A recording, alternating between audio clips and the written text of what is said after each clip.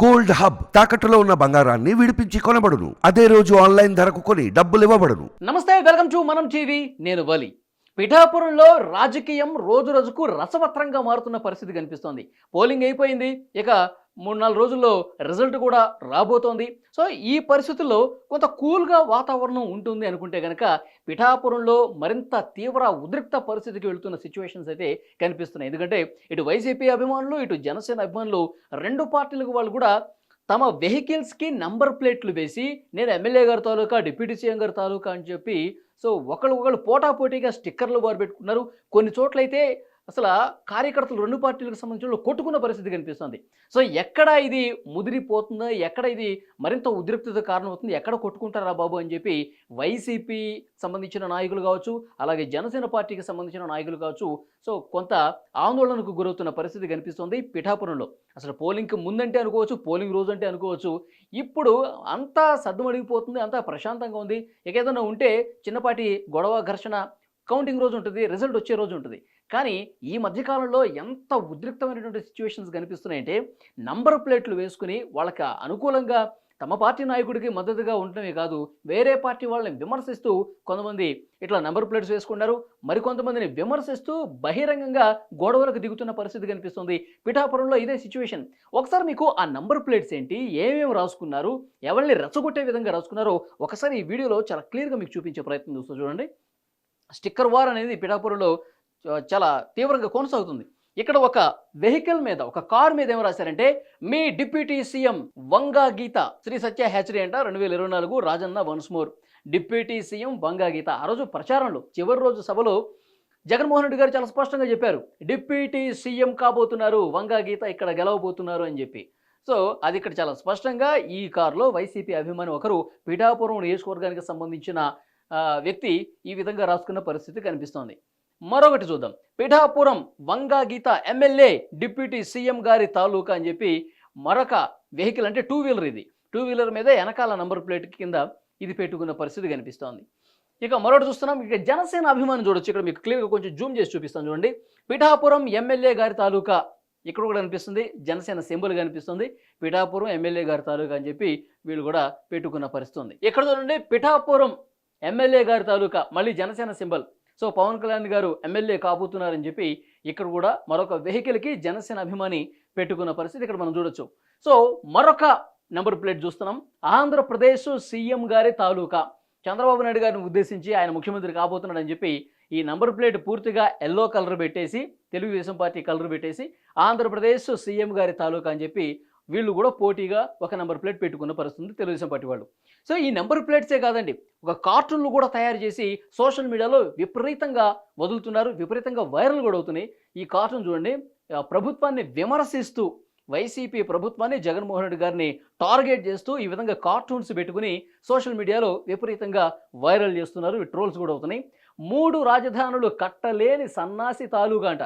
ఇప్పుడు మనం ఇంతకుముందు వెహికల్స్కి ఒరిజినల్ నెంబర్ ప్లేట్స్ చూసాం కదా, ఎమ్మెల్యే గారి తాలూకా, పిఠాపురం డిప్యూటీ సీఎం గారి తాలూకా అని చెప్పి వాళ్ళు నెంబర్ ప్లేట్స్ తెస్తే ఇంకొంతమంది శృతి మించి ఒక అడుగు ముందుకేసి వాళ్ళే కార్టూన్స్ తయారు చేసి సోషల్ మీడియాలో, వాట్సాప్లో, ఫేస్బుక్లో ఇట్లా రకరకాల ప్లాట్ఫామ్స్లో రిలీజ్ చేసి వదులుతున్నారు. ఇది కూడా పెద్ద ఎత్తున చర్చకు దారితీస్తున్న పరిస్థితి కనిపిస్తోంది. 3 రాజధానులు కట్టలేని సన్నాసి తాలూకా ఆంధ్రప్రదేశ్ ప్రభుత్వం సో 3 రాజధానులు ఒక సిద్ధాంతపరమైన నిర్ణయం తీసుకుంది. 3 రాజధానులకే కట్టుబడి ఉన్నా అని చెప్పి మన మేనిఫెస్టోలో ప్రకటించిన విషయం తెలిసిందే. అసలు ఒక రాజధానికి దిక్కు లేదు, 3 రాజధానులు కడతాడంటని చెప్పి పెద్ద ఎత్తున ప్రతిపక్షాలు కూడా విమర్శలు చేశాయి.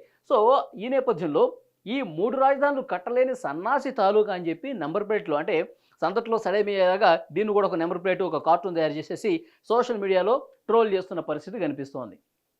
ఇక్కడ చూడండి, పిఠాపురం డిప్యూటీ సీఎం గారి తాలూకా అని చెప్పి సో మరొకటి ఇక్కడ మనం చూడొచ్చు. ఇంకొకటి, మా నమ్మకం మా అన్న సీఎం అని, ఎమ్మెల్యే కాదురా బాబు సీఎం, ఇక్కడ ఆంధ్రప్రదేశ్ సీఎం గారి తమ్ముడు అంట. ఇక్కడ కూడా మనకి నెంబర్ ప్లేట్ మనకు కనిపిస్తుంది. యాక్చువల్గా నిబంధనల ప్రకారం నెంబర్ ప్లేట్ అసలు ఏ విధంగా ఉండాలి, కేవలం వెహికల్కి సంబంధించిన నెంబర్ మాత్రమే ఉండాలి. కానీ ఇట్లా కలర్లు వేసుకోవటం పూర్తిగా విరుద్ధం ఇది. మళ్ళీ ఆంధ్రప్రదేశ్ సీఎం గారి తమ్ముడు అని చెప్పి ఇక్కడ రాయటం, పిఠాపురం ఎమ్మెల్యే గారి తాలూకా అని చెప్పడం, డిప్యూటీ సీఎం గారి తాలూకా అని చెప్పడం, నిజంగా రవాణా శాఖ అధికారులు దీని మీద ప్రత్యేకంగా దృష్టి పెట్టి వీళ్ళ మీద చర్యలు తీసుకోవాల్సిన పరిస్థితి ఉంది. యాక్చువల్గా ఇక్కడ చూసారా, ఆంధ్రప్రదేశ్ సీఎం గారి తమ్ముడు అంట, ఇది పరిస్థితి. ఇంకోటి చూస్తున్నాం, ఇది మరీ దారుణం. ఏం రాశారు చూడండి, బాబాయిని లేపినోడి తాలూకా అంట. బాబాయిని లేపినోడి తాలూకా. ఈ 2 వెహికల్స్‌కి నంబర్ ప్లేట్లు బాబాయిని లేపినోడి తాలూకా. నాకు తెలిసి ఇది నేను ఆ నంబర్ ప్లేట్ మీద నంబర్‌ను మార్ఫింగ్ చేసి వీళ్ళు దీన్ని ఇట్లా వేరే పేరు గ్రాఫిక్‌లో యాడ్ చేసి దీన్ని ట్రోల్ చేస్తున్న పరిస్థితి కనిపిస్తుంది. ఇక్కడ చూడండి. బాబాయిని లేపినోడి తాలూకా. క్లియర్‌గా కనిపిస్తుంది మనకి. మీకు కొంచెం జూమ్ చేసి చూపిస్తాను. బాబాయిని లేపినోడి తాలూకా అంట. కింద మనం చూడొచ్చు జగన్మోహన్ రెడ్డి గారి ఫోటో, తర్వాత ఇంకొక ఆర్టిస్ట్ ఫోటో పెట్టేసి ఫేస్‌లు పూర్తిగా మార్ఫ్ చేసి జగన్ గారి ఫోటో పెట్టారు. చేతిలో గన్ను కూడా కనిపిస్తోంది.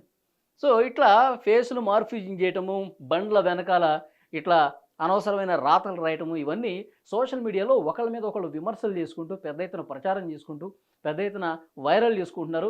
ఈ పార్టీ అంటే గిట్టనోళ్ళు వాళ్ళు, వాళ్ళ మీద వీళ్ళు. ఈ విధంగా నంబర్ ప్లేట్స్ క్రియేట్ చేసుకొని విపరీతంగా దీన్ని సునకానందం అంటారు. సో, ఇలాంటి ఆనందాలు పొందుతున్నటువంటి పరిస్థితి కనిపిస్తుంది. అంటే ఏ పార్టీ వాళ్ళైనా కావచ్చండి. కానీ ఈ విధంగా ఒకళ్ళకొకళ్ళు ఒకళ్ళ మీద ఒకళ్ళు సోషల్ మీడియాలో టార్గెట్ చేసుకుంటూ, విమర్శలు చేసుకుంటే నిజంగా టైం వేస్ట్ తప్ప ఏది కాదు. సో, పిఠాపురంలో ప్రస్తుతం పరిస్థితి అయితే చాలా దారుణంగా కనిపిస్తుంది. ఒకళ్ళ మీద ఒకళ్ళు తీవ్రంగా విమర్శలు చేసుకున్న పరిస్థితి కనిపిస్తుంది. చాలామంది అయితే నేను వంగా గీత గారి తాలూకా అని చెప్పి ప్లేట్లు రాయటం, దానికి టార్గెట్‌గా అలాంటి వెహికల్ ఏదైనా కనిపిస్తే దాన్ని టార్గెట్ చేయటం. సో, ప్రస్తుతం గొడవలు కూడా కొన్ని దగ్గరలో జరుగుతున్నట్టుగా మాకు సమాచారం వస్తుంది. ఒక ఊళ్ళో అయితే లిటరల్‌గా 2 వర్గాలుగా విడిపోయి కొట్టుకున్న పరిస్థితి కనిపిస్తుంది. రాళ్ళు రువ్వుకున్నారు. సో, ఒక ఊళ్ళో కర్రలు తీసుకొని నువ్వు ఎమ్మెల్యే గారి తాలూకా అని ఎట్లా పెడతావు? ఇంకా రిజల్ట్ వచ్చిందా? డిప్యూటీ సీఎం గారి తాలూకా అని చెప్పి ఎట్లా పెడతావు అని చెప్పి సో, వాదనకి దిగిన పరిస్థితి అయితే సరిపోతుంది. కానీ గొడవలు దిగుతున్నారండి. కొట్టుకునే వరకెళ్తుంది. సో, అక్కడికి మళ్ళీ పోలీసులొచ్చి బందోబస్తు ఏర్పాటు చేసి వాళ్ళకి సర్ది చెప్పేదాకా పోలీసులు కూడా ఒక టెన్షన్ అయిపోయిన పరిస్థితి కనిపిస్తుంది. యాక్చువల్‌గా కౌంటింగ్ రోజుకు బలగాలు మోహరించాల్సిన పరిస్థితి కనిపిస్తోంది. కానీ కౌంటింగ్ ఇంకా రాకముందే ప్రస్తుతం కూల్‌గా ఉన్నటువంటి సమయంలో కూడా మళ్ళీ ఉద్రిక్తతలకు కారణమవుతున్న పరిస్థితి కనిపిస్తోందని చెప్పి పోలీసులు కూడా కొంత అలర్ట్‌గా ఉండాల్సిన సమయం కనిపిస్తోంది. మరొకటి ఈ నంబర్ ప్లేట్సు ఈ విధంగా విమర్శలు చేసుకోవడం ఈ టెన్షన్ ఒకటైతే, ఇంకొక ముఖ్యమైన విషయం ఏంటంటే పిఠాపురంలో బెట్టింగ్‌లు జోరుగా సాగుతున్నాయండి. ఈ బెట్టింగ్‌ల మీద కూడా పోలీసులు ప్రత్యేక దృష్టి పెట్టినట్టుగా తెలుస్తోంది. సో, ఒక వ్యక్తి అయితే తనకున్న 2 ఎకరాలను కూడా పవన్ కళ్యాణ్ గారు సీఎం అవుతున్నారు అని చెప్పి ఆయన గెలవకపోతే నా 2 ఎకరాలు ఇచ్చేస్తానంటూ ఒకతను బెట్టింగ్ పెట్టాడంట. సో, పిఠాపురంలో ఇలాంటి బెట్టింగ్స్ కొనసాగుతున్నాయి. తమ ఆస్తులను కూడా తాకట్టు పెట్టి మా నాయకుడు గెలుస్తున్నాడు, లేదంటే మా నాయకురాలు వంగ గీత గారే గెలుస్తారు, పవన్ కళ్యాణ్ ఈసారి కూడా అసెంబ్లీలోకి రాడని చెప్పి ఇట్లా బెట్టింగుల మీద బెట్టింగులు లక్షలు కోట్లను దాటుతున్నటువంటి పరిస్థితి పిఠాపురంలో కనిపిస్తున్నట్టుగా తెలుస్తుంది. కొంతమంది అయితే మెజార్టీల మీద కూడా పందెం కడుతున్నారు, బెట్టింగులు కడుతున్నారు. ఒకవైపు స్టిక్కర్లతో ఈ విధంగా గొడవలు దిగుతున్నటువంటి గ్రూప్ ఒకటైతే, ఇంకొకళ్ళు బెట్టింగులు కోట్లలో బెట్టింగులు కాస్తున్నారు. తమ ఆస్తుల్ని బెట్టింగులు పెడుతున్నారు. కొంతమంది మెజారిటీ మీద బెట్టింగులు పెడుతున్నారు. పవన్ కళ్యాణ్‌కి 50,000 మెజారిటీ కంటే తక్కువ రాదు, పందెం కడదామా అని చెప్పి లక్షల కోట్లలో కూడా బెట్టింగులు నడుస్తున్నటువంటి పరిస్థితి ప్రస్తుతం పిఠాపురంలో కనిపిస్తోంది. మరొక ముఖ్యంగా విషయం ఏంటంటే పోలీసులకు వస్తున్నటువంటి కంప్లైంట్స్, ఇటు ప్రతిపక్ష పార్టీల నాయకులకు సంబంధించి కావచ్చు, చాలామంది సామాన్య ప్రజలు కూడా కంప్లైంట్లు చేస్తున్నారు, పోలీసుల దగ్గరికి వస్తూ ఉన్నారు. జూన్ 4వ తారీఖు కౌంటింగ్ రోజు మరింత బలగాలు మోహరించాల్సిన పరిస్థితి ఉంది. ముఖ్యంగా పిఠాపురంలో కూడా మోహరించాల్సిన అవసరం ఉంది. ఎందుకంటే ఇక్కడ వైసీపీ నాయకులు, ఇక్కడ వైసీపీ కార్యకర్తలు మామూలు సమయాల్లోనే ఉద్రిక్తతలకు కారణమవుతున్నారు, అనవసరంగా గొడవలకు దిగుతున్నారు. మాకు రక్షణ కల్పించండి, భద్రత కల్పించండి, కౌంటింగ్ రోజు మాత్రం స్పెషల్‌గా కొన్ని బలగాలైతే పిఠాపురం నియోజకవర్గంలో మోహరించాలి అని చెప్పి పెద్ద ఎత్తున కొన్ని కంప్లైంట్స్ కూడా తీసుకొస్తున్న పరిస్థితి కనిపిస్తుంది. ఇటు పల్నాడులో కావచ్చు, రాయలసీమలో కావచ్చు, ప్రతిపక్ష పార్టీల నాయకుల నుంచి వినతులైతే వెల్లువలో వస్తున్నాయంట స్టేషన్స్‌కి. అదనపు బలగాలు మోహరించాల్సిందే, పోలింగ్ రోజు ఏ విధంగా మమ్మల్ని గొడ్డళ్లతో, కర్రలతో, రాళ్లు విసిరేసి ఎంత హింస చేశారో తెలుసు. కాబట్టి 4వ తారీఖు ఈ హింస మరింత పెరిగిపోతుంది. ఎందుకంటే వైసీపీ ప్రభుత్వం మళ్ళీ రాదు, జగన్మోహన్ రెడ్డి గారి ప్రభుత్వం ఈసారి ఓడిపోతుంది, పార్టీ ఓడిపోతుంది కాబట్టి కూటమి ప్రభుత్వం వస్తుంది కాబట్టి ఆ కక్షతో పగ పెంచుకుని మరి ఈసారి దాడులు చేసే అవకాశం ఉంది. దానికి రెట్టింపు, పోలింగ్ రోజు జరిగిన దానికంటే కూడా రెట్టింపు స్థాయిలో ఈసారి హింస జరిగే అవకాశం ఉంది, ఘర్షణలు జరిగే అవకాశం ఉంది, మాకు రక్షణ కల్పించండి అని చెప్పి ప్రతిపక్ష పార్టీలకు సంబంధించిన నాయకులు చాలామంది పోలీస్ స్టేషన్స్కి వచ్చి కంప్లైంట్ ఇస్తున్న పరిస్థితి కనిపిస్తుంది. మీ ప్రాణాలకు ఏమి ఇబ్బంది లేదు, మేము అవసరమైనటువంటి బలగాల్ని మోహరిస్తాము, ఎలాంటి అవాంఛనీయ ఘటనలు జరగకుండా చూసుకుంటామని చెప్పి పోలీసులు ప్రతి ఒక్కరికి భరోసా ఇస్తున్న పరిస్థితి కనిపిస్తుంది. చూద్దాం 4వ తారీఖు ఏం జరగబోతుందో. ఒకవైపు స్టిక్కర్ల వారు కొనసాగుతుంది, బండ్ల మీద పెట్టుకొని, తర్వాత బెట్టింగులు కాసుకుంటున్నారు, గొడవలకు దిగుతున్నారు. 4వ తారీఖు ఇంకా రాకముందే 4వ తారీఖు మరింత శృతి మించిపోద్దని చెప్పి వార్తలు వస్తున్న నేపథ్యంలో పోలీసులు అయితే పటిష్ట బలగాలు మోహరించే అవకాశం కనిపిస్తుంది. ఎందుకంటే కేంద్ర ఎన్నికల సంఘం కూడా చాలా స్పష్టంగా ఆదేశాలు ఇచ్చింది. ఎందుకంటే ఇటు పల్నాడులో జరిగిన ఉదంతాలు మనం చూసాం, రాయలసీమలో ఏం జరిగిందో మనం చూసాం. సో డెఫినెట్గా దాన్ని దృష్టిలో పెట్టుకుని ఎక్కడ ఏ చిన్న ఘటన జరగకుండా పూర్తి స్థాయిలో నిఘా పెంచాల్సిన అవసరం ఉంది. కాబట్టి సో కేంద్ర ఎన్నికల సంఘం కూడా చాలా స్ట్రిక్ట్గా ఆదేశాలు జారీ చేసిన పరిస్థితి ఉంది. సో చూద్దాం జూన్ 4వ తారీఖు ఎలాంటి పరిస్థితి ఉండబోతుందనేది.